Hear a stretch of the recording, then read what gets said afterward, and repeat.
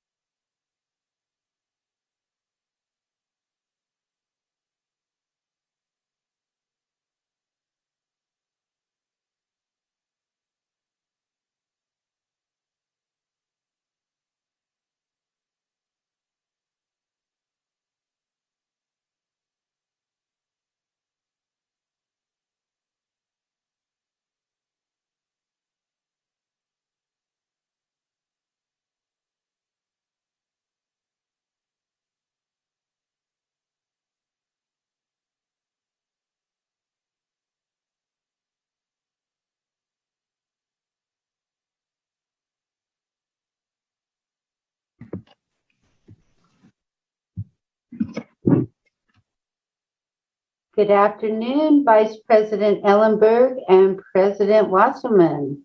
Hi, Rhonda. Good afternoon, Rhonda. Welcome. Thank you very much. Back at you. Your clerk today is going to be the lovely Peggy Doyle. PD, Peggy Doyle. Good afternoon. Good afternoon, Peggy.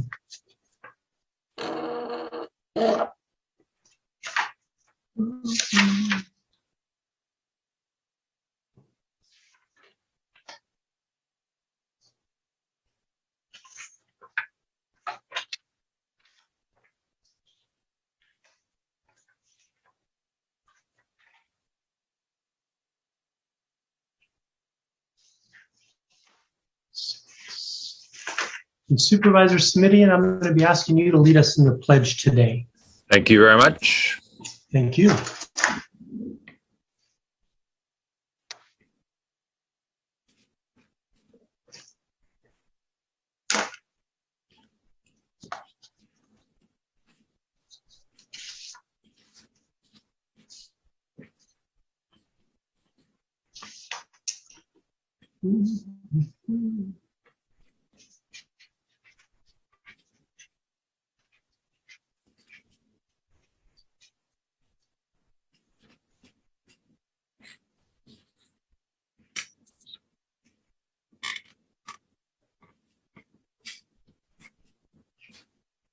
Recording in progress.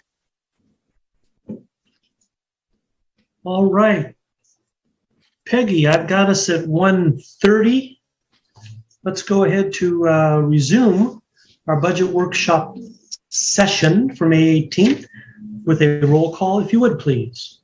Supervisor Lee, Lee present.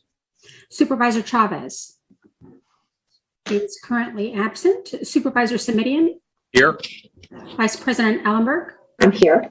President Wasserman. I'm here as well. Thank you. Okay. Is there any word on Supervisor Chavez? I have not received any information. I have not as well. Okay. Let's, we're going to go to Pledge of Allegiance next. For anyone watching our workshop right now, if you wish to speak on public comment, which will be the item after Pledge of Allegiance, please register electronically at this time. It's your opportunity to speak about anything not on today's agenda. And as we say, that comes under the purview of the Santa Clara County Board of Supervisors. And with that, Supervisor Simidian, I will ask you to lead us in the Pledge of Allegiance. Well, before I do, Supervisor Wasserman, I would note that Supervisor Chavez is with us, and Thank you. Just took the words out of my mouth. thank you. I pledge allegiance to the flag of the United States of America and to the republic for which it stands, one nation, under God, indivisible, with liberty and justice for all. There's more heat than wind today, so I was making the flag move a little too much. Thank you, sir. All right. Thank you, sir. We now move on to public comment. And as I said, it's the opportunity for anyone who wishes to speak about anything not on today's agenda. And Peggy, if you will start bringing our public members forward and put 2 minutes, let's just hold off just another sec here.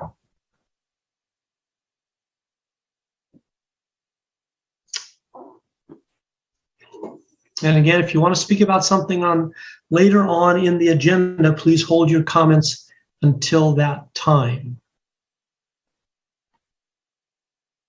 Okay, we will go with 2 minutes now. And when we top 15, I think we'll go to 1 as we're wavering. Oh, 1 more second, Peggy. We may not be wavering anymore.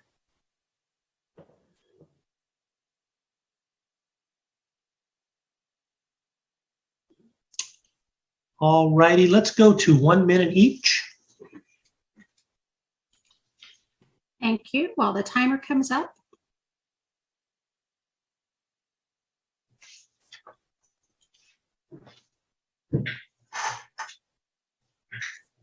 The first speaker is Lorena Briones. Please accept the unmute to begin speaking. You will have 1 minute. And Lorena, can you accept the unmute?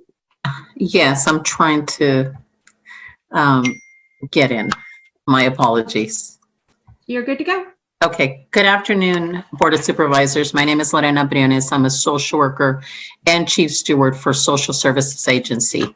I am currently working in the Emergency Response Department. As a mother to Mexican and African American children, I am outraged that Santa Clara County is in the top 50 nationwide for removal of African American children. The millions in dollars that are slated to go to prevention services need to be placed appropriately, as we are lacking community resources to address child abuse and neglect. The SSA leadership team has failed to provide us with the necessary resources to keep children safe in their homes and to plan accordingly by reallocating staffing resources. Management has not addressed the disproportionality with the high turnover rate at DFCS, and this is putting our staff physically and mentally to a point where we're seeing more medical leaves. We do not have enough social workers to meet the needs of the community, especially for our Latino and Black children, families who need support and services to protect and keep their families together. While one of the strategic goals of this budget is to advance equity, ESA. Our next speaker is Joel Verano. Please accept the unmute to begin speaking. Good afternoon, Supervisors. My name is Joel Verana, and I work with the county in the Parks and Recreation Department. My job is to provide a safe and comfortable area for our park visitors to enjoy and recreate in. I, like many of my fellow parkies, was able to assist in the county's effort to deal with the COVID-19, both in the modification of the county fairgrounds testing facility and also as a disaster service worker in the Levi Stadium vaccination site. I think it's fair to say that we in the parks answered the call when management and our neighbors needed us most. Well, management and ESA is calling again, but this time the request is a bit different. They have decided to make changes that affect our work situations negatively. Bully tactics and intimidation have been the preferred form of communication from ESA to us to this point. We ask the board to direct ESA and management to stop their attempts at union busting. We respectfully request that they focus on services provided to the residents of this county instead of attempting to steal workers' rights and create a hostile work environment. Thank you for your time. The next Thank you. speaker is Bren Perez. Please accept the unmute to begin speaking. Hello, thank you for the opportunity to speak. I am one of the employees who's still out on unpaid admin leave due to the religious exemption not being honored. I just wanted to know if there's any answers for us, like when is this going to end? What are we looking at? What's next? If we could get some kind of clarification or something about what's going to happen with us. It's been way too long. Everyone is talking about COVID being just like the flu. There is really no reason or anything that makes sense of why we're still out of work. So if you could please help us out and give us some answers. Till this date, Jeff Smith has not made any effort, whoever, to work with us and accommodate. I've reached out to them. I'm more than willing. I worked there for 15 years. I know where I could serve. So some answers, please.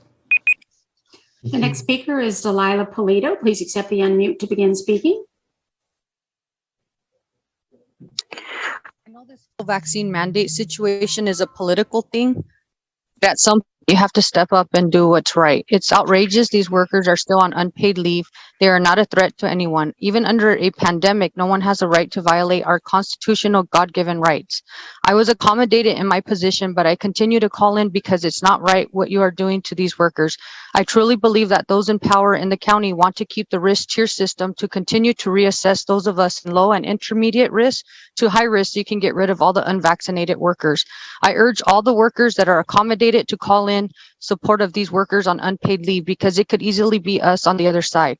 I urge the public who is against these mandates to call in to the board meetings and let your voices be heard because this overreach won't stop until we stop it. Get rid of the discriminatory risk tier system and allow these workers back to their careers. They have been on unpaid leave for over 6 months, left with no health insurance, struggling to make ends meet. Do you ever think about the mental anguish this has caused? This is not only affecting. The next speaker is Melissa Ortiz. Please accept the unmute to begin speaking. Hello, supervisors. My name is Melissa Ortiz, and I've been a park maintenance worker with the county for the last 4 years. As park maintenance workers, we focus on our recreation areas and how the public can enjoy the really great open spaces that we have. Unfortunately, ESA leadership has chosen to bully us and try to intimidate us for listening in meetings about items that matter directly to our work. Why are they afraid for us workers to listen in on our own time? Do they have something to hide? There's nothing in our contract or the law that prohibits this, and we will not be bullied by ESA leadership for our concerted union activities. While one of the strategic goals of this budget is to advance equity, ESA's current actions against the workforce are steps backwards and open the door to legitimizing discrimination. We ask the board to direct ESA to stop these union busting actions and to turn ESA's focus back to serving our residents and park visitors.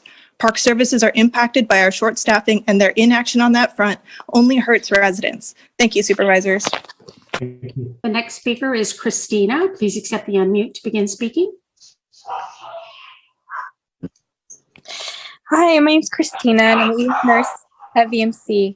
Please allow people with religious and medical exemptions to return to their jobs and reconsider this discriminatory tier system. We will continue to test and mask as required. If I wear an N95 and test multiple times a week, I am protecting myself and others. We need these nurses and frontline workers to return to their jobs. This has caused so much stress on many individuals as it affects not only them, but their families. Do what is right and go with your gut. Ask the right questions to those who came up with the tier system. Remember, these are the same people who allowed COVID-positive staff who were vaccinated to return to work during the surge. How is this just? I hope you please support in allowing people with exemptions to return to their jobs. Thank you for your time. The next speaker is Lydia. Please accept the unmute to begin speaking. Hello, thank you for allowing me to speak today. I worked 20 years in the peri-op services as a nurse. I was deployed as a DSW at COVID pop-up clinics and first and foremost at Moore Park Urgent Care.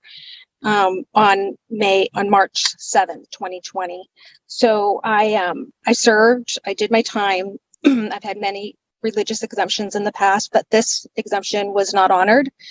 And I was never given any help to find a job, and I had to retire prematurely. And I racked my brain to try to understand why they're making this a very special discrimination in the county. And I kind of light bulb went on when James Williams, Board of Supervisor meeting April 19th, said it is an accommodation to be placed on unpaid leave. And this in and of itself definitely defines his contempt against religious accommodation. The next speaker is Marco Terral. Please accept the unmute to begin speaking. Hello, thank you. Can you hear me? We can. I spoke yesterday and asked who was running the county, but I recall in one of the Board of Supervisors meetings back in March, Jeff Smith pretty much said that the buck stopped with him. So does it? That's a good question to answer. So the following questions are addressed to Jeff Smith. I don't recall voting for you. I recall voting for Supervisor Westerman, but I digress. I'm pretty sure that you're aware that certain sheriff's offices surrounding our counties are recruiting for new correctional cadets and offering correctional staff lateral opportunities to their sheriff's office. Speaking of specifically San Mateo County Sheriff's Office, they are currently offering $15,000 sign-in bonuses. No COVID shots are a requirement, and let alone boosters. The shots are all voluntary. Sheriff Bolaños and the San Mateo County Supervisors who do run their own respective offices believe in their staff's choice to get the COVID shots or not. Can you compete with that, Jeff Smith? Thank you. The next speaker is Mike. Please accept the unmute to begin speaking. Hi, thank you for letting me speak. I'm a husband of a nurse who's been on leave for the last 5 months. The strain and stress that this has caused has become a problem. Healthcare workers had to endure so much stress over the last 2 years, and they had to put their own feelings and emotions behind so that they can care for the community. They were propped as heroes, and now look at what's going on. They're villains and they're the bad guys. Over the last month, there have been several incidences of mental health crisis, a lot of tragic events, and even within Santa Clara County hospital system. The mental health of all the healthcare workers are being disregarded and ignored, and it shows that mental health is being overlooked and a lack of support from the hospital system. Knowing this, please reconsider the discriminatory actions and unneeded stress the tier system has caused. The next speaker is Helen Sims. Please accept the unmute to begin speaking. Helen, can you accept the unmute? I will come back to Helen. The next speaker is Teresa. Can you accept the unmute to begin speaking? Teresa, go ahead. Yes, I am calling in supporting of those who have been let go. This committee cannot have it both ways. You cannot, on one end, state that we are a sanctuary freedom state and that you believe in personal liberty and the basic of human rights. This is not okay. Where is your voice and your strongest support for the county employees who were unlawfully denied their religious exemptions from the COVID vaccine? Where is your voice and strongest support for the employees who are being coerced into abandoning their religious practices by either following the new policies of COVID vaccination or lose their jobs? I don't state religious practice lightly because I know as a believer in Christ that we are all created in God's image and that the sanctity of the blood that flows through our bodies is not something that we take lightly. Thank you. The next speaker is Jaden. Please accept the unmute to begin speaking. Hello. I'm a student at San Jose State University. I'm unvaccinated and at first was informed that I would not be able to participate in the graduation ceremony. Recently, I received an update stating that the university is following state health orders. So now I'm able to participate in the graduation ceremony. And also my unvaccinated family members will be able to attend. Your mandates have hurt the community. I'm glad that the university decided to align with the state. I listen into the board meetings, and it's sad to hear all of the workers on unpaid leave call in every week asking you to align with the state, but you are yet to take any action. Please align with the state and allow all of those workers to return to their careers. Thank you. The next speaker is Alan Kamara. Please accept the unmute to begin speaking. And your mic is open, Alan. Hi, good afternoon, Board of Supervisors. This is Alan Kamara. I am a nurse at Valley Medical, and I'm also the president of RMPA, the Nurses Union. My question to all of you, the Board of Supervisors, thank you for giving the opportunity for our members to continue to speak up. What is the end goal here? What is the end goal? If these nurses are going to be outside when we are understaffed and our nurses are exhausted, and you keep having nurses coming pleading to you all, speaking to allow these nurses to come back. And as the president of the union, I'm willing to negotiate for these nurses to be tested daily.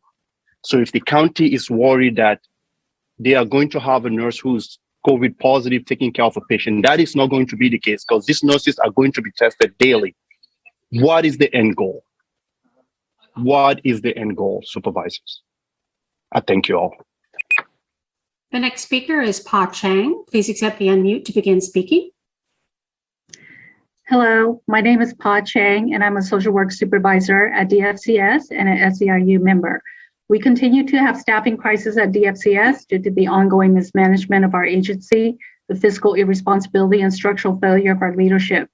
DFCS is currently proposing over 90 positions, yet 25% of these positions are upper management. We already have 20 manager positions, and management continues to increase these numbers, yet supervisors continue to face unmanageable workloads. How are we supposed to support our workers who in turn support our families and children in the community? Numbers show that our county is among 15 of the worst counties nationwide concerning anti-Black racism, with 10% of our foster children being of African ancestry. DFCS has only one person serving as an African-American cultural broker for the entire county. Preventing child welfare involvement, but a lack of appropriate services does not equal safety for our communities of color. We ask the board to audit management's continued mishandling of our agency. The next speaker is Milan Valentin. Please accept the unmute to begin speaking. Can you hear me? We can. Yes. Good afternoon. My name is Milan Valentin, and I currently serve as the executive director at the African American Community Service Agency. I asked the board to approve items 71, 164, and 180. With all that's going on in the world, AACSA needs to put a gate around our facility to protect our community, its constituents, and members. We also need to continue to support the policy and advocacy program that has helped us yield several policies to support the community, and then finally to make sure that we provide dollars towards mental health services to support those who have experienced violent crimes and other trauma. Here at AACSA, we need the board to support these matters to continue to move our mission forward. Thank you. Thank you. Just a reminder, Peggy, to everybody listening, this is an opportunity to speak about anything not on today's agenda. Thank you.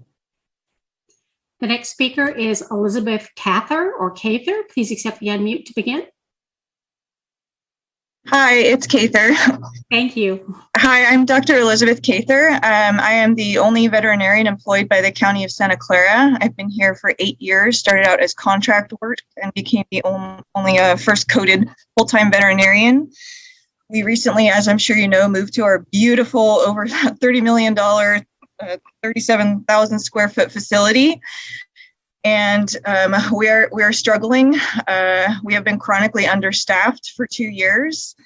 We have about, in our medical staff, 42% less staffing with the vacancies that are not filled, and in addition to that, we are doing about 27% more spay and neuter surgeries. The amount of animals that management is transferring and bringing into the facility is making it where the animal's capacity for care is being compromised. We're not able to give them the attention they need. We desperately are asking for some help over here. Thank you so much. Thank you, Doctor. The next speaker is Cole Cameron. Please accept the unmute to begin. Good afternoon again. I'm Cole Cameron, very involved in the CERT program, Community Emergency Response Team. I'm a board member with the cadre folks that really need some more support. With only a minute, I'm just going to submit my writings to each of you separately. As the doctor just spoke, I just took the large animal rescue program down there. It is a fabulous program and team, but very small. And so I would definitely support her in what she's doing down there with herself, basically. So thank you again, and I'll submit those separately directly to each of you. I appreciate all that you're doing for our community, and I definitely understand why you have to go down to 1 minute with so many needing to speak. So thank you again. Have a good evening. The next speaker is A.H. Please accept the unmute to begin speaking. Hi, Board of Supervisors. Thank you for your time again.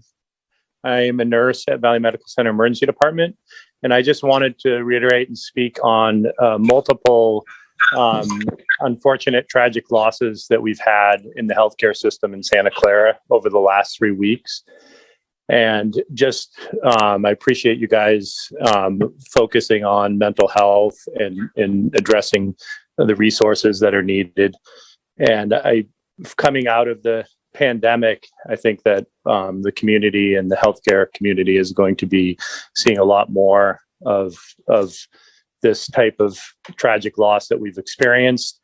Please get rid of the discrimination. The tier system needs to go. We need to align with the state. The county is setting themselves up for future litigation that I believe is going to be very costly for the taxpayers of Santa Clara County. And I think that tax money can go to something else more important. Thank you. The next speaker is Derek Jackson. Please accept the unmute to begin. Hello, good afternoon, everyone. My name is Derek Jackson, and I'm calling to speak on the behalf of supporting funding for the African American Community Service Agency. The organization has positively impacted so many lives over the many years since it began. Funding opportunities like this is what makes and help make that impact. It gives the agency support to help change lives. It also gives the agency the opportunity to help people who are alone and need support.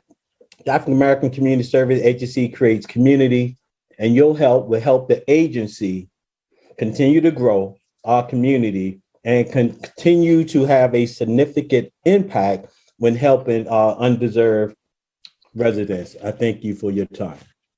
Thank you. The next speaker is Falak Phillips. Please accept the unmute to begin speaking. Good afternoon, Board President, Vice President, Supervisors, everyone listening. My name is Falak Phillips, and I'm the founder and executive director of OWL. OWL is a social justice nonprofit organization based in Los Gatos. And the program we seek funding for is Stories in Schools, inventory item number 161. Our goal is to use various forms of storytelling, the arts and community engagement to empower middle and high school students and their teachers in innovative projects that require them partnering with Black, Indigenous, and people of color communities in Santa Clara County. Our key objective for this program is to equip these students and their teachers with the global mindset skills of empathy, collaboration, and adaptability.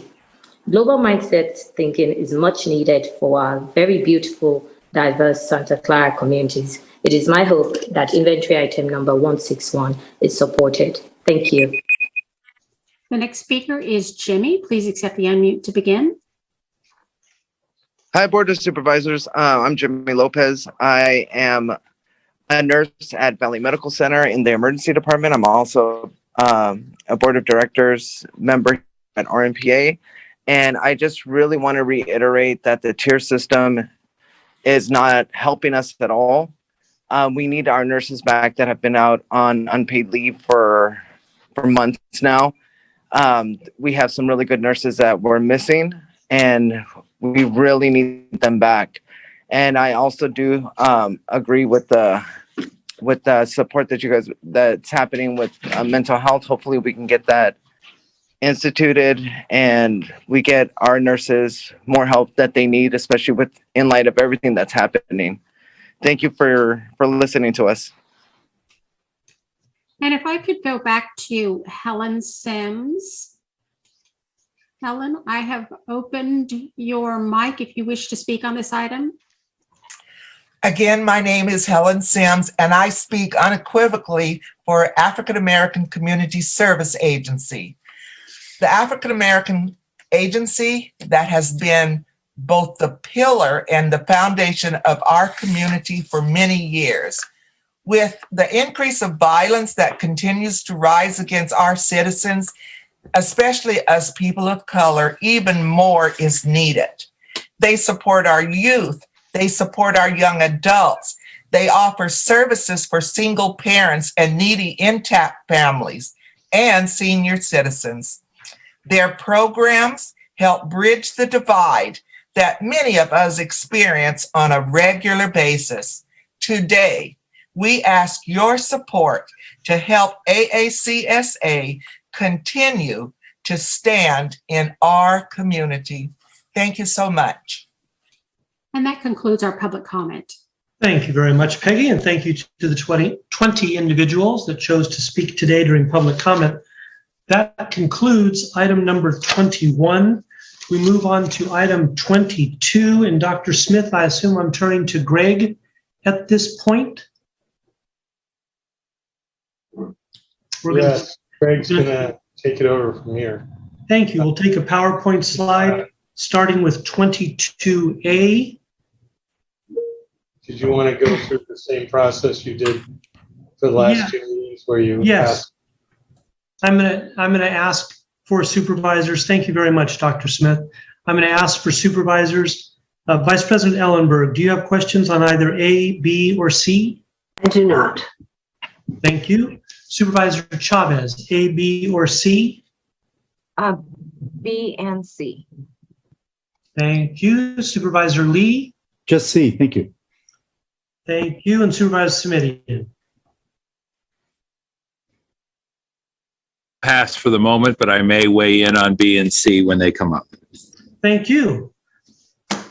We will go to item, Greg, why don't you give item A anyway, just so the public can see it, that they're watching by Zoom, and then we'll move on to B and C that the supervisors have questions of. Okay, I'll do that. Thank you. Okay, you should be able to see my screen now. We can. Yep, so my name is Greg Etruria, County Budget Director, and I'll be presenting the recommended budgets for the departments that are reporting up through the Children, Seniors, and Family Committee, beginning with the Department of Child Support Services. And the recommended budget for the Department of Child Support Services is a budget of $32.1 million. And the only actions that are recommended at this point is simply to balance the expenditures with the state allocations for the program.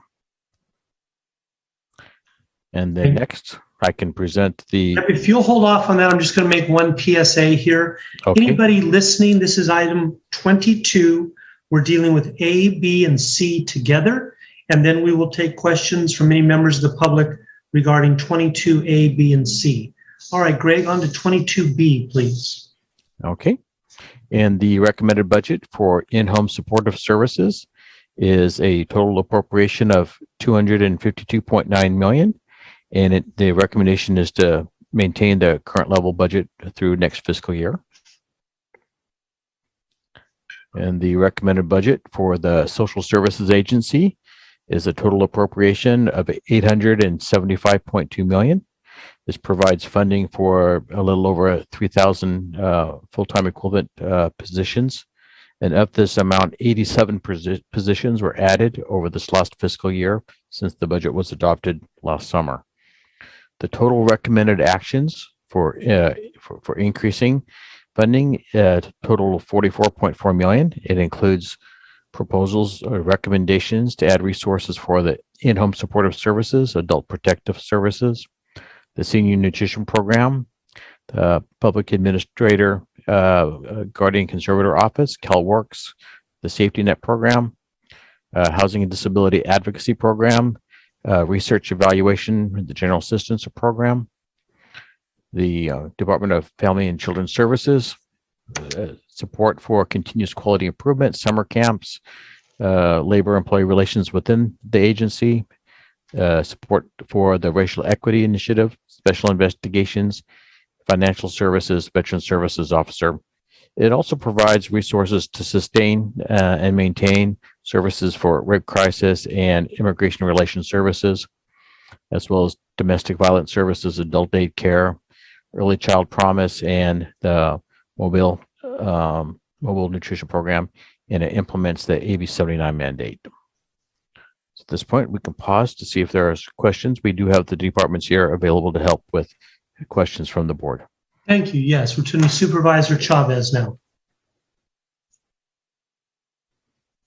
Yes, thank you, colleagues. And really just a kind of a high level question relative to IHSS in particular. As part of our budgeting process, I know that this is a very unique partnership that we have with the state of California.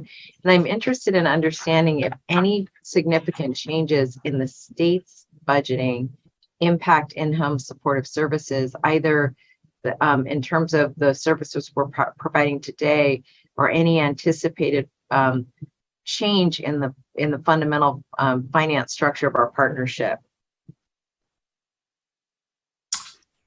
So good afternoon, Bob Minicucci, Director, Social Services. So there aren't any major changes at the state level. I think the last big change that we had was in the funding formulary was really just when we had our 2011 realignment of funding services. So, we've been at that for a few years. There's some issues that we have brought up to the state where there's gaps in funding, or, the rate of increases with that funding haven't kept up with program growth, and we do communicate that with the state. I would say overall, there's probably still a few issues that we would like the state to pay a little bit closer attention to in terms of the rate of growth of program and where realignment rests. Realignment has been tricky just because of what the pandemic has done in terms of having us being able to trend our realignment revenues for that program. So that's kind of where things rest. No major changes in the policy or funding initiatives in the state. Really looks to us just to tap into our realignment world to fund the program. Thank you. That was my big question. Thank you. Thank you. Supervisor. Who's that? Dr. Smith. I couldn't tell who was talking. Dr. Smith. Sorry. I just wanted to take the opportunity to ask Bob to maybe explain why the IHSS budget was no change, but why we're adding staff to the ISS service under the social services budget. I just want to have him make that clear to the board. Sure. So, in the slide that you saw, there's two items recognized. The IHSS line item that you see called out individually is for the wage part of the service providers. And then the funding for our program, the administration of IHSS, is within our budget. You don't see that broken out specifically, but that part of the budget is increasing. And as Dr. Smith said, to the tune of 12 additional social workers plus 5 support staff in there. So there is growth in the program in terms of what we're receiving for funds and growing. It's just not always at the rate we would hope given our realignment funding. Thank you. That's helpful. Thank you. Great. We can now move on to 22C. Okay, I'll share my screen. And that was 22C. Oops, we covered that as well. Social services as well. Okay, then I'll turn to Supervisor Lee.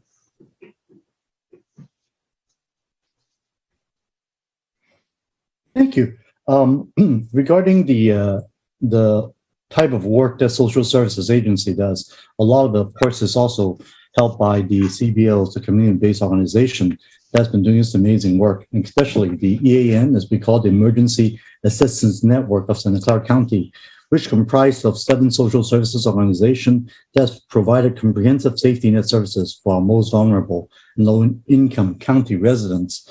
The EAN networks has continued to develop a truly coordinated network of services before the pandemic has started, and then throughout the pandemic by helping families stay in their homes and get the food and other essentials that they need.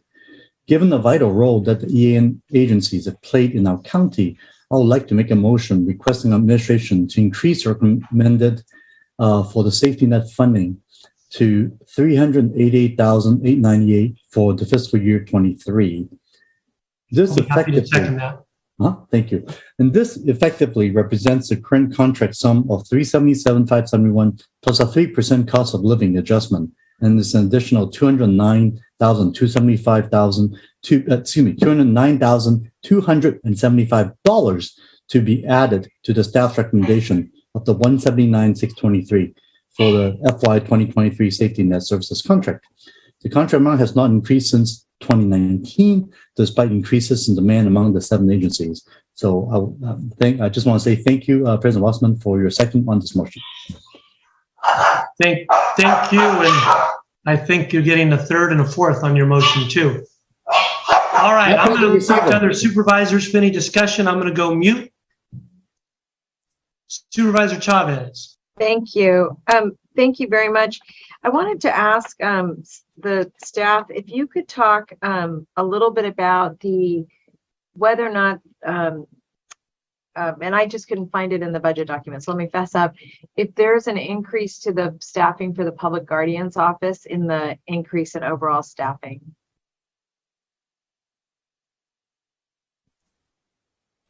So I could turn to our DOS director, Mary Ann Warren, who can fill you in on Public Guardian. She's here somewhere, I believe. I'm looking for Mary Ann. I don't see her, Robert. Well, what I can answer is, we did look at that office. We know that there's a few different things that we would like to kind of reassess in our business flow. We know there's some staffing needs there, and we have put forth a request, and I believe we had one position added for that area in this budget. Colleagues, as we have been talking about mental health and behavioral health, I have been very interested in us recognizing that the Public Guardian's office is actually acting right now. They're working really hard. There's not a lot of room for growth. We're looking at supports for people with mental health issues, and the Public Guardian is really a very natural partner.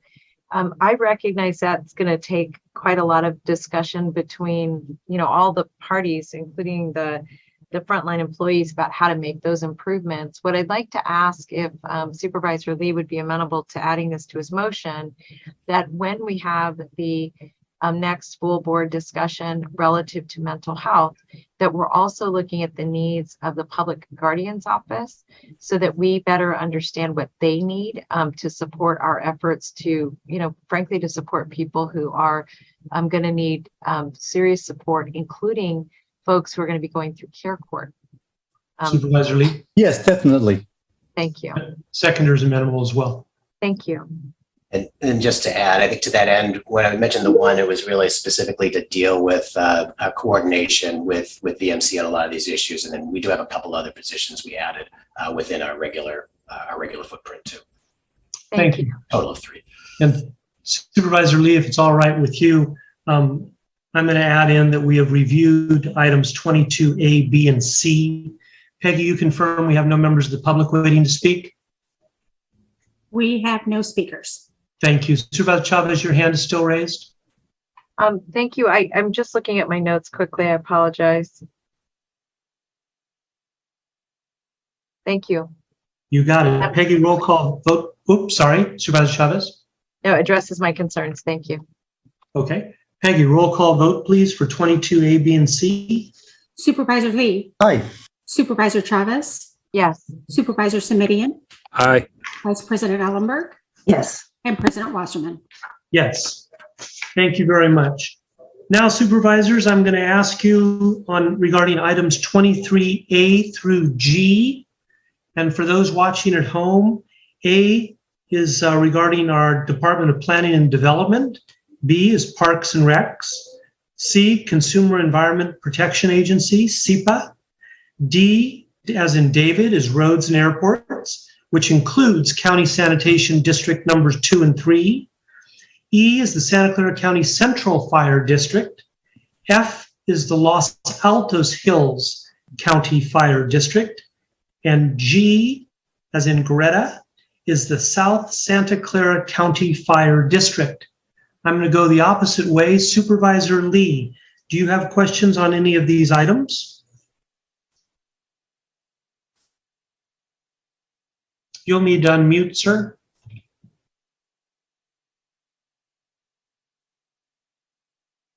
Supervisor, you're still muted. Oh, I'm sorry. Yes. Sorry. Do you have any questions on any of these items? Oh, I'm so sorry. No questions on these items. Thank you. Thank you. Supervisor Chavez? 23B. I'm sorry, B is in Baker. Yes. 23 and 23C. Charlie, got it? And I think that's it right now. Thank you. Or I could say Chavez. All right. Supervisor Semidian? No other items at this point, although I would like to reserve the right to weigh in as we discuss. Thank you. You got it. Vice President Ellenberg. None. Thank you. Thank you very much. And I wish to speak on G as in Greta. All right. Greg, I think we continue for the benefit of the public and the record. Why don't you give your continued brief summaries starting with 23A? Okay.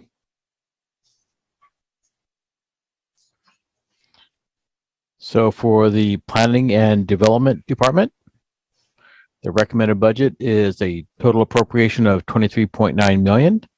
And this is for the funding of 94.5 positions. One of those positions was added during this last year since the adoption of the budget. It includes recommended actions to enhance project management for Sergeant Ranch Quarry application, as well as enhancing the permitting platform software and permitting status updates. Thank you. And on to B, and then Supervisor Chavez has a question. Okay.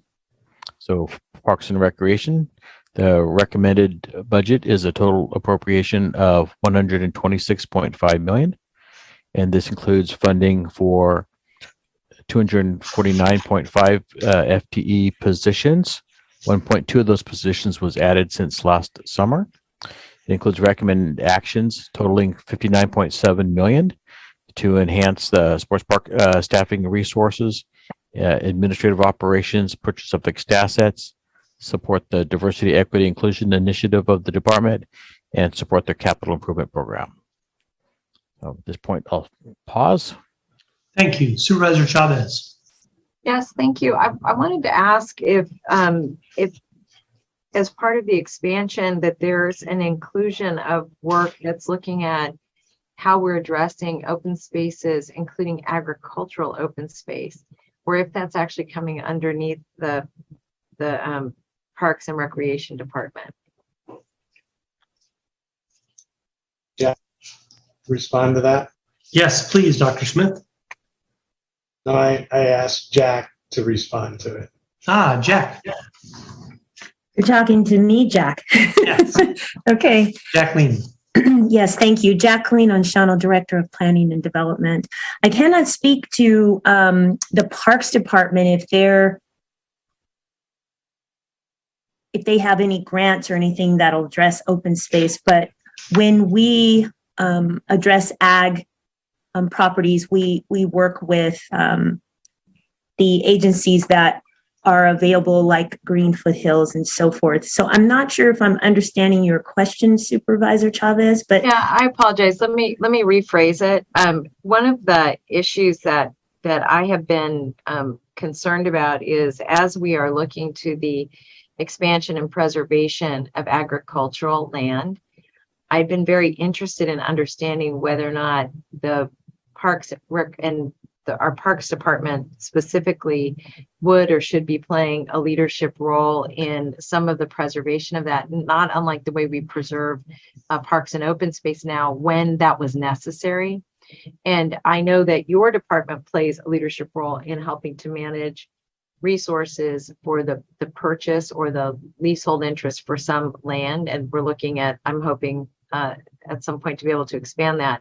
But what I thought may become necessary was that the Parks Department, because of the role they play in the preservation and protection of land, that if in fact the county played a leadership role in purchasing or leasing land, the governing body for that, if it wasn't the Habitat Conservation Planning Group, would actually be the Parks Department. So what I was wondering is, had those conversations occurred? And if not, I would just include in the motion for this section of the budget that discussion come back perhaps to the planning committee, to housing, land use and planning, Mike, under your leadership, to at least have a discussion about the roles and responsibilities as we get further down what I hope will be the preservation of agricultural land or managing those leasehold interests. We could definitely come back to Hewlett with those conversations, Supervisor Chavez. Thank you. And I chair the Habitat Conservation Authority, so we tie that together. Dr. Smith, your hand's raised. Yeah, I'm sorry, I misunderstood the question. I thought the supervisor was talking about our land use general plan in the South County and related to current agricultural uses. So I think Jack explained that, and I do too. Probably should go to Don Rocha to talk about what the parks do. I know that Parks is always looking for partnerships to buy land to expand our park footprint. But Don, are you on? No, he's not, but we should have Annie Thompson. I'm actually here. This is Josie Reddick. I'm the Financial Administrative Service Manager. Hi, Josie. Hi, how are you? Great. We are happy to have those discussions, and we're always looking for partnerships in the future whenever land is available for acquisition. So we are happy to have those conversations. Thank you very much. And I'm confident that, Mike, under your stewardship, given all the roles you play, it's just, I just wanted to make sure we were touching base with those partnerships. Thank you. Absolutely. Thank you. And regarding 23A, I just want to make a comment how much improved planning and development has been as far as constituent responsiveness. So thank you, Jacqueline, for that. We now move on to item 23C. Greg, and then Supervisor Chavez, you had a question on this item as well. Okay, for the Consumer Environmental Protection Agency, the recommended appropriation is a total of $38.3 million, and this includes funding for 136.5 positions. The recommended actions realign support staffing and increase volunteer effectiveness at the Animal Services Center, institutionalizes the Agricultural Resilience Incentive Grant Program, and just the budget units within the agency related to the environmental health reorganization that began last year, and realign staffing to support the vector control district operations. So at this point, I'll pause. Thank you. Supervisor Chavez, and then I have a comment. Thank you. As it relates to animal services, I'm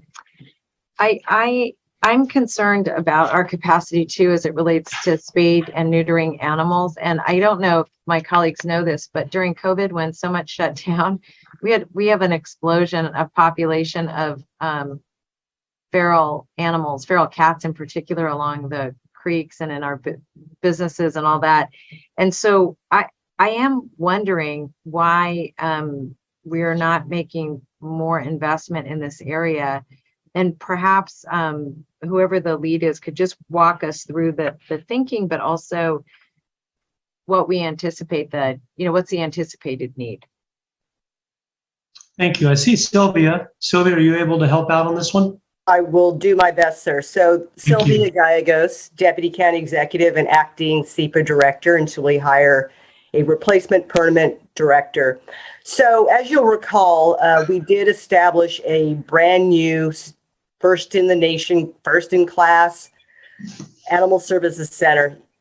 And what we've been doing since then has been to evaluate the array of staffing. We've made changes. So we, for example, are changing classifications to better meet customer service needs. And you'll see that as part of the recommended budget. But we agree with you with respect to the onslaught. And we expect right now to hit our kitten season.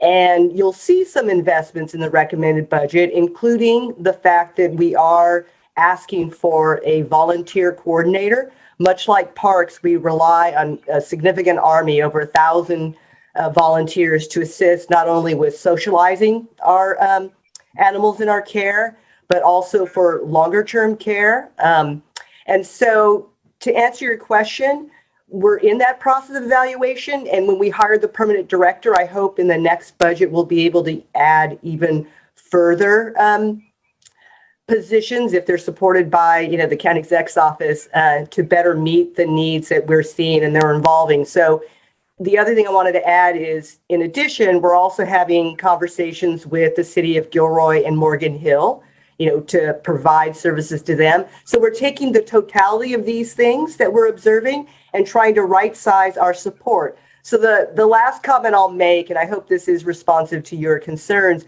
is that, speaking to the public comment with respect to vet services, we recognize we need more medical services. And one of the things that we were able to work out recently with ESA is to increase the salary for that classification and increase it by 15% plus another 3% for range movement, because we are not competitive in the marketplace.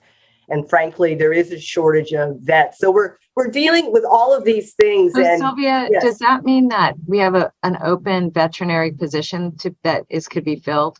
Yes. Oh, okay. And is it one position? I believe so. So here's a recommendation that I would like to make. And Mike, I know this is close to your heart, so if you have a different opinion, I'd really love to hear it. There are two issues that I see. One is that, and I love the idea of getting a volunteer coordinator. That's going to be hugely helpful. And I'm glad we're changing that salary so we can attract someone. What I'm concerned about is that we have this kind of right now a problem that is only going to proliferate. Like we're only going to have more cats and kittens and all that if we don't intervene. And so one question I have is, have we considered a voucher program so that while we can't maybe handle all the cats, on the public side, that we're at least able to invest so that our, community volunteers that are picking these cats up can take them somewhere if we can't take them? And if so, is the voucher program in here? And if not, do I just need to add it to today's action? Let me suggest this. So I don't know specifically we have a voucher program, but as you probably know, we have a very good relationship with rescue groups. So we'll be happy to take that question back and provide a response off agenda if that's satisfactory to you. That would be fine. I guess what I would like to say is I'd like to have it before as part of our budget discussion, just to know the answer to that, so that, and if not, if there's a reasonable amount of resource, and I don't think this is in the millions, I think it's in the tens, that we can make available over the next 18 months, just while we're level setting.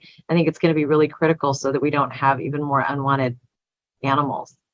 So thank you. That's helpful. I'll ask the maker of whoever is making the motion for this section if that can be included, or if not, I'll begin that motion to say the report back be included. Thank you. I'm going to take that as direction when we address A through G all together. And that's direction that be given. I do want everybody to understand, and I appreciate everybody's caring for the Animal Service Center, our state-of-the-art, fabulous place.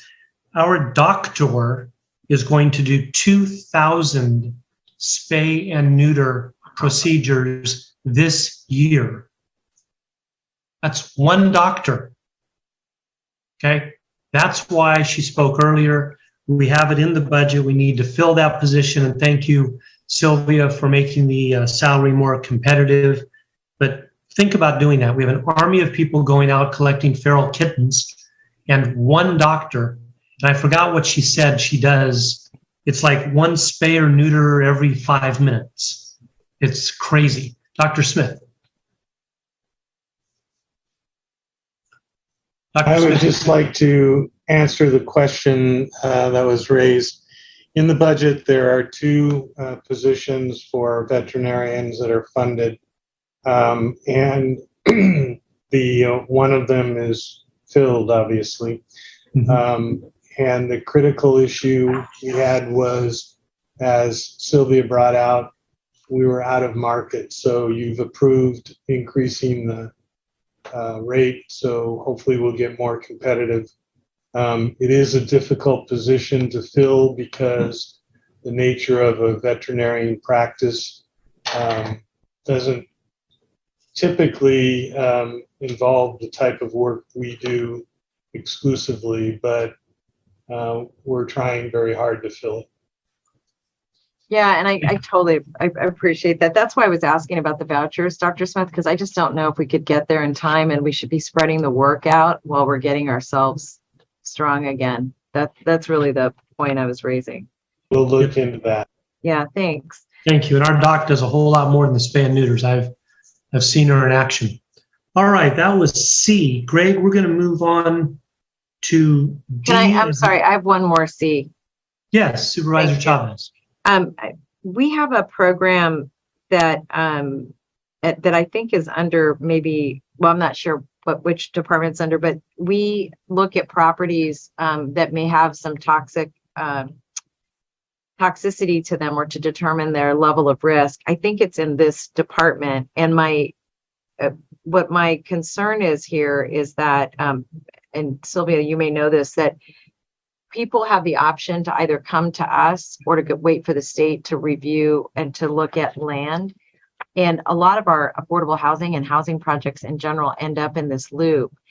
And I think this is under hazard mitigation. And one of the challenges we have is that we're not able to respond very quickly, and we are a piece of the housing, pipeline. I'm interested in understanding why or how we can speed that up, and whether or not there's positions missing that would allow us to be part of the housing solution in a more robust way. I would invite Rochelle Gotti of DEH, who I believe is on, to respond to the question. Yes, thank you very much. Good afternoon. This is Rochelle Gotti with DEH.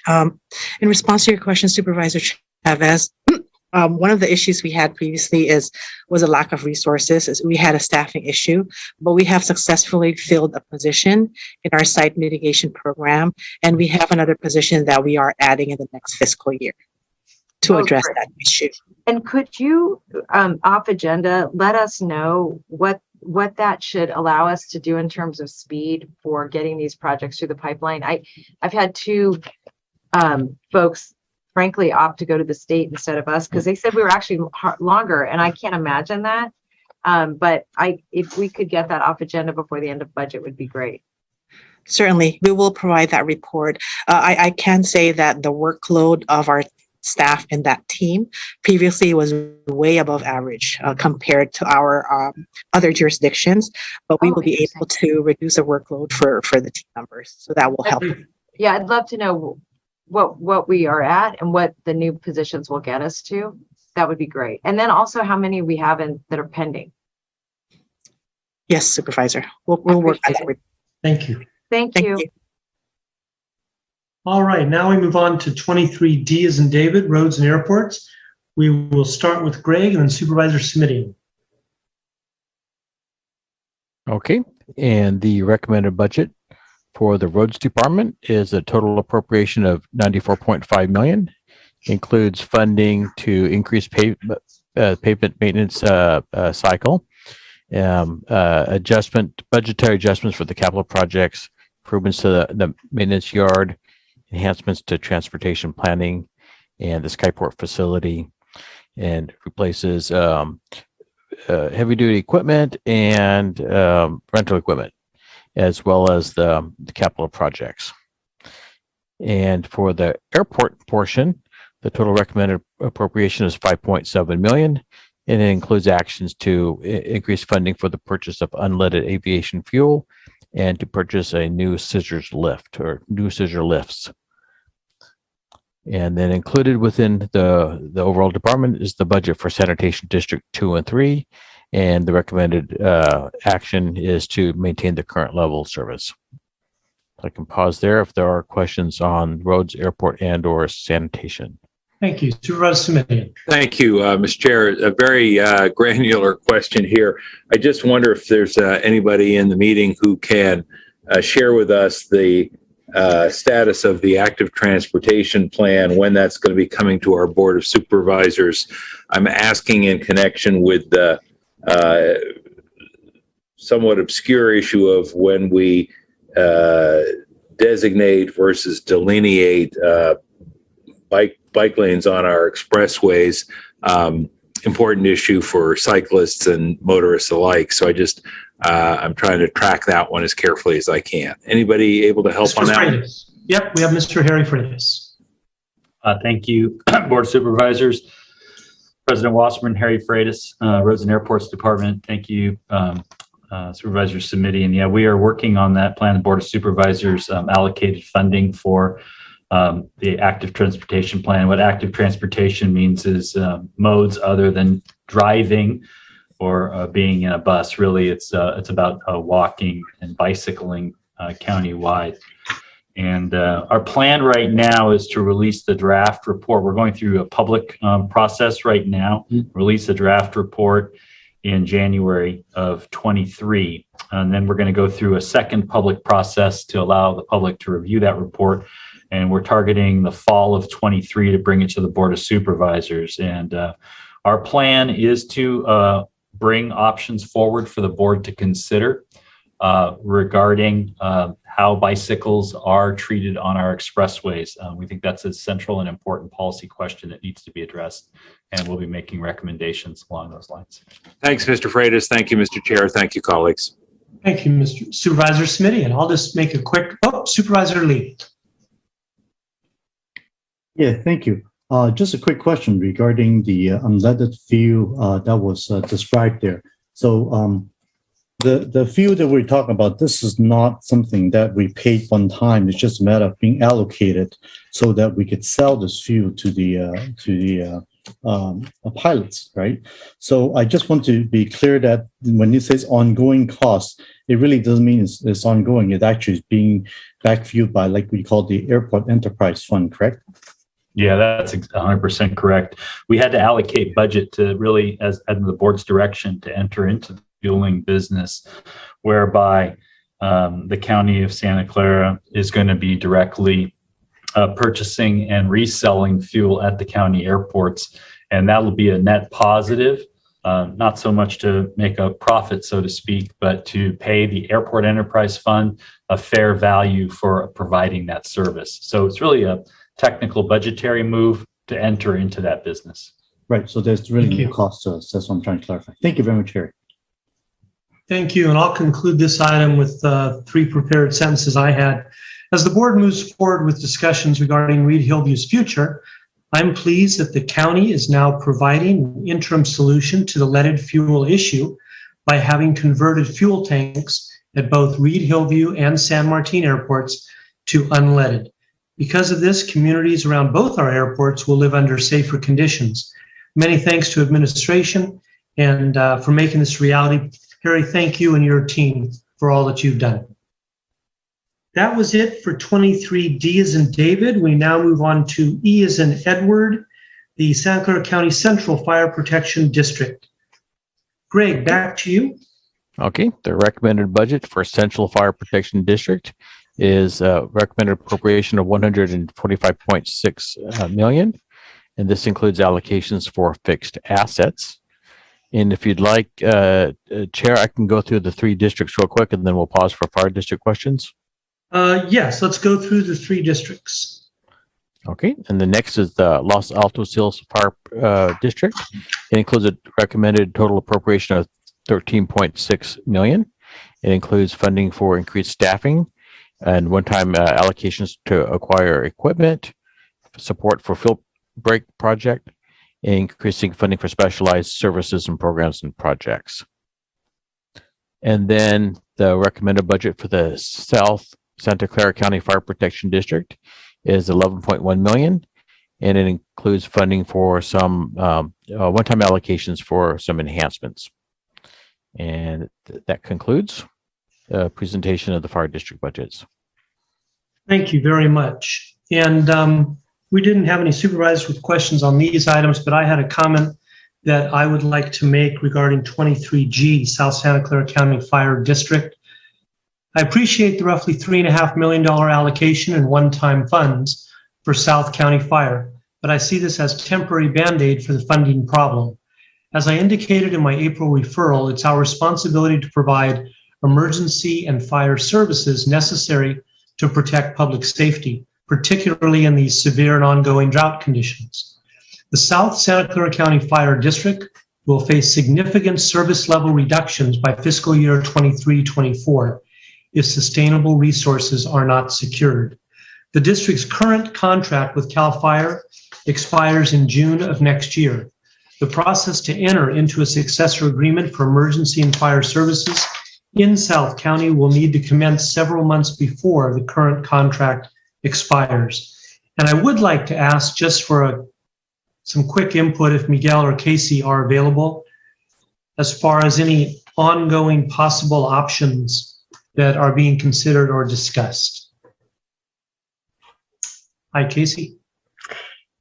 Good afternoon, Supervisor. Yes, we are working on the legislative file in response to your request. We anticipate getting that to you in the first meeting in August. So currently we're having discussion with OBA and also with some of our internal managers about some issues that we've had with fire with South County in the past and some suggestions that have been made. The next level of outreach is going to be to the actual commissioners and to our fire districts to see what potential ideas can be considered moving forward. We hope to have for you a very comprehensive report with a number of suggestions. The way that we're looking at it right now is I don't think it's going to be one probably concise recommendation so much as it's going to be a little bit pulling from different areas to maintain adequate and sustainable fire protection for South County. So we're hoping to give you a lot of conversation starters for the board to consider and a lot of different options. And so far we've identified quite a few that we think when pulled together can offer a solution to the board. Thank you, Casey. Sounds great. Vice President Ellenberg, you've got a question on 23E, F, or G? I see your hand raised. No, my hand is not raised. Okay, I have it raised on my screen right now. I am not even able to get my video back on, but it is not intentionally raised. Okay, your video is. I am here. Very good. Do you see the hand or not see the hand? Nope, I don't. Now it's up. Now it's down. Okay, now it's gone entirely. Thank you very much. All right. With that, I will make a motion that the Board of Supervisors has reviewed A through G. Some comments were made, which are on the record. Peggy, you'll confirm we have no members of the public wishing to speak about any of these items? One moment, and we have no speakers. Thank you very much. So I'll make a motion for that. Do I have a second? I'll second. Thank you, Supervisor Lee. Yeah, and the only point I wanted to make is except with all directions included. I think they. Yes, with all directions given. I'm sorry if I didn't state that clearly. No problem. Thank you. All right, with that, Peggy, roll call vote, please. Supervisor Lee. Aye. Supervisor Chavez. Yes. Supervisor Simidian. Aye. Vice President Ellenberg. Yes. And President Wasserman. Yes. Thank you. With that, we're going to move on to item 24. And let me bounce this off you supervisors and see if there's any suggestions. Oh, Vice President Ellenberg, I see your hand is raised. I do have a comment and a correction, but I'm interested to hear first what your suggestion is. Sure. What I've done is I went through the list of proposals and I broke them up by supervisor. So supervisor submitting has proposals 25 through 32, 177 and 178. And then I have the ones by Vice President Ellenberg and Lee Chavez and Lee and Chavez. I was thinking we could turn to each supervisor, have them speak as they wish or make a motion, and we could just go through the list that way instead of going back and forth and back and forth. Vice President Ellenberg, what are your thoughts? Certainly, if all of my colleagues want to speak, that's fine. I was also prepared to make a single motion, but I have two corrections to make, so maybe my colleagues have other pieces to note as well. So should I do that now? I like your single motion idea. Go right ahead. I do too. Okay, so I am prepared to move all items on consent with these two clarifications. First, for agenda item 41, which is inventory item 17, there's a spelling error in the recommended action. It's correct throughout the ledge file and on the matrix that the clerk attached. So I would just ask the clerk to please correct the grantee name in the recommended action to reflect YMCA and not YWCA. That's the first. And the second is that after conversation with the potential recipient, I want to withdraw one of my agenda items. It's item 51, which is inventory item 27 for ICANN. I want to thank the clerk of the board for noting which referrals, inventory referrals were potentially duplicative. My staff reviewed the 18 items from my office, and we found that in almost every case that the requests were for different programs or for services specifically in D4.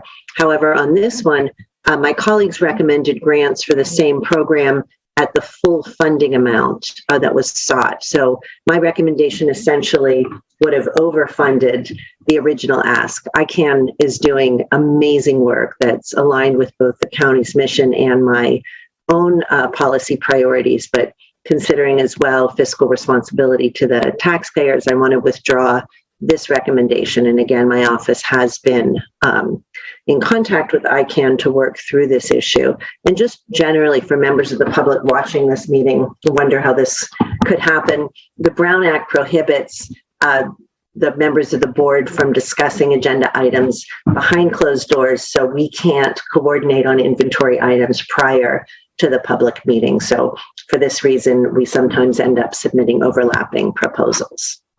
Okay, so there's a motion by Vice President Ellenberg, second by Chavez. Supervisor Lee, your hand is raised.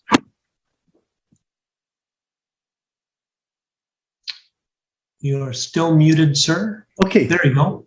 Can you hear me now? Yes. Okay, very good. Let me get my video going. Okay, thank you. So, yeah, I do have one correction that I would like to talk about this on item number, I guess it's budget item number 117, which is for the Asian American Center for Santa Clara County. The recommended action actually says 10,000, but actually it should have been 15,000. The body of the ledge file is accurate. So I just want to make that point.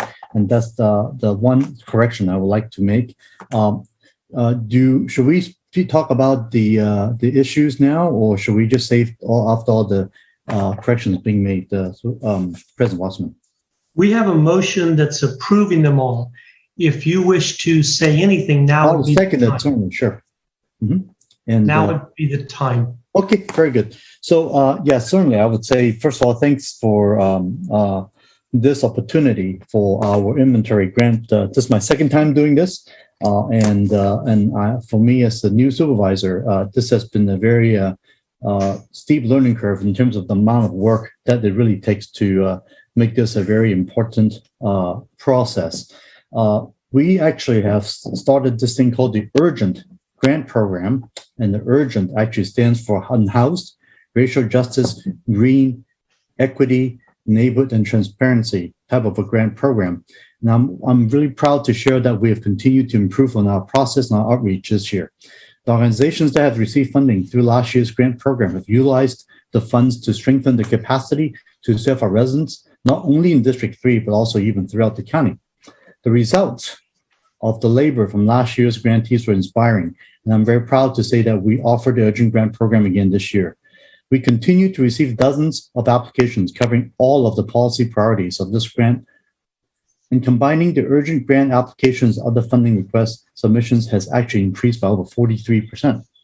Nearly 75% of the funds from the urgent grant focused on supporting the unhoused, advancing equity, and providing neighborhood programs, activities for our residents. Over 78% of all recommendations cover these same policy areas. We also saw many grantees apply for funding again to maintain or expand on the good work. All of them were grateful for this opportunity. Some of these organizations never received a grant before and report that participating in this process got them more prepared to search for and apply for grants elsewhere. This continued growth of the program is due to the people who execute on it. And I want to thank my staff for putting in the amazing amount of time and efforts to support our local community organizations. And I also want to show my thanks and great appreciation for the volunteer panel reviewers who put in immense effort to helping us make these funding decisions. R.J. Ramsey, Michelle Mashburn, Damilola Rusei Olderindi, Jody McCalmont, Catherine Duong, Mimi Hernandez, and of course our returning panelists and chair, Carlos Rosario. Our urgent grant review panel is all volunteer and was created to reflect the diversity of our county in geography, demography, and lived experiences. And it is this panel that makes our community-centered and transparent process. And I want to acknowledge the good work publicly today. Thank you very much. Thank you. I'm going to turn to Supervisor Simidian and then back to Greg and Dr. Smith. Thank you, Mr. Chair and colleagues. And let me turn to Dr. Smith and Mr. Williams. I got a couple of process issues, and before that causes any concern among my colleagues, I just want to make sure I am clear that I want us to get to yes, and I know we can, so please not to worry, but I do want to raise a couple of questions and get them resolved. The first is the agenda says that we're going to receive the information, but the 209 items that are contained says approve. What is the action we're actually being requested to do today, and is it consistent with the motion that's on the floor? Receive, which is one thing, and then bring it back in June, or actually approve? It's receive, and it'll come back in June. All right, and then colleagues, as we were researching some of these, given the time available, a couple of issues came up, which is that some of the groups are not 501c3s that are identified as possible recipients of county funds. And some of the ones that are identified as 501c3s are apparently not, quote, in good standing at the state level in terms of their 501c3 status. Mr. Williams, since we have until June, my only thought is that perhaps, assuming we deem these otherwise worthy, and I do, would it be appropriate or necessary to indicate that those that are not 501c3s identify a fiscal agent prior to the disbursement of funds, and those that are identified as 501c3s but are not in good standing either get in good standing or, again, identify a fiscal agent? Would that, quote, solve the problem that I've raised? I'm trying to be solution-oriented here. Yes, I think that would be appropriate. Agreed. Then I would ask the maker and the seconder of the motion to simply direct staff to incorporate such language when we get to June.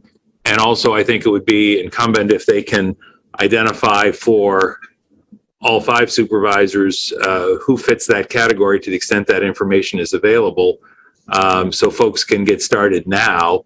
But I just think in terms of the actual disbursement, I don't want to preclude anyone who isn't yet in one of those categories. On the other hand, the disbursement of funds, it seems to me, is probably, as Mr. Williams has indicated, appropriately contingent on getting either a bona fide fiscal agent or getting reestablished as a 501c3 in good standing.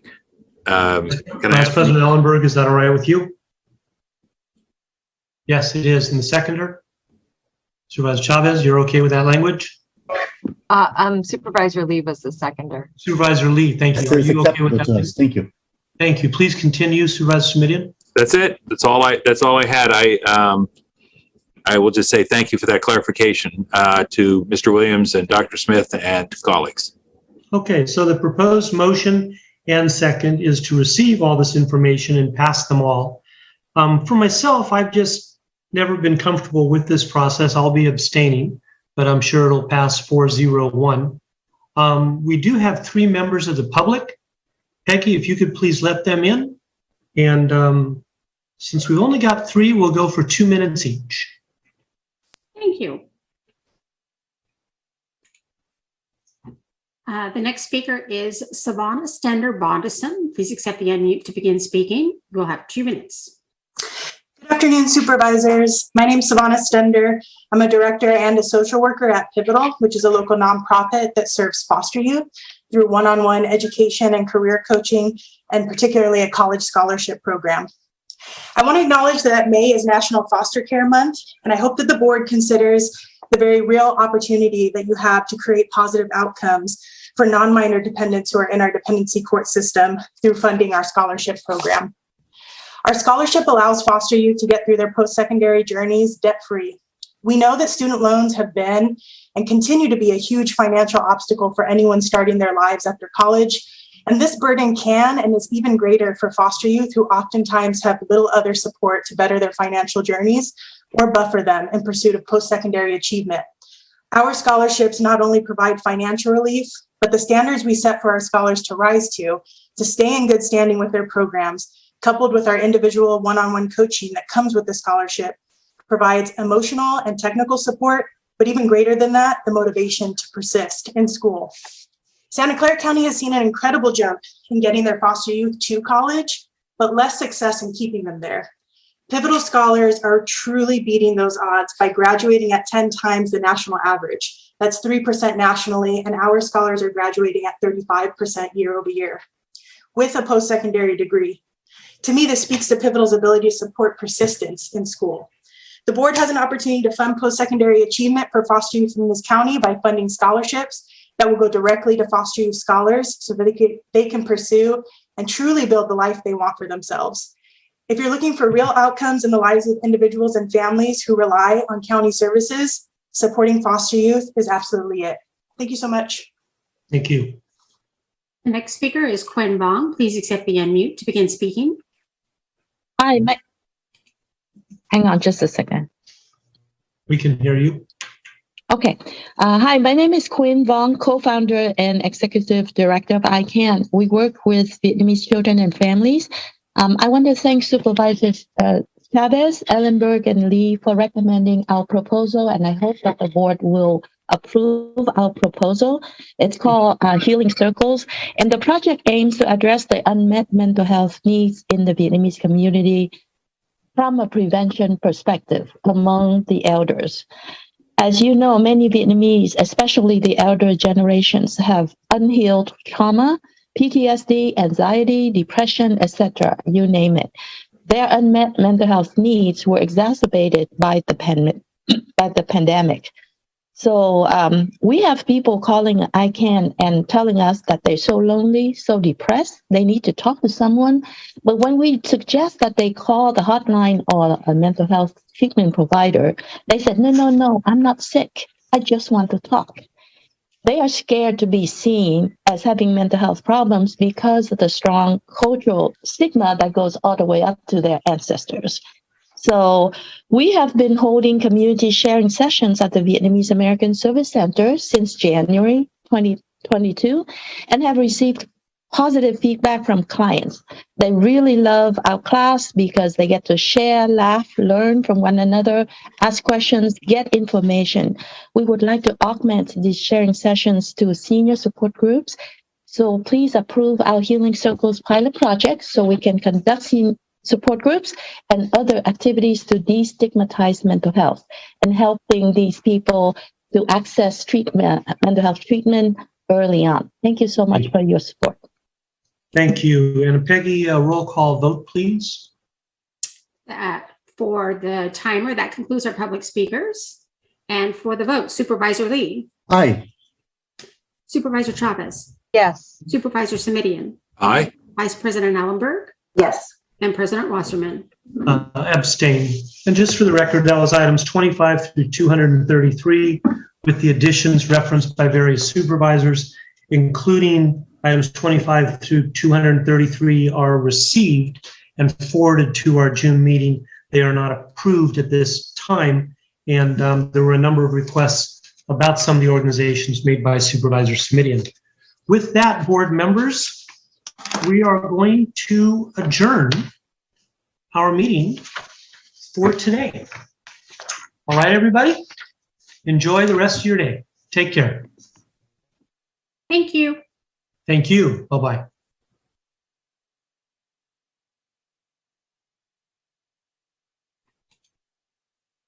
Recording stopped.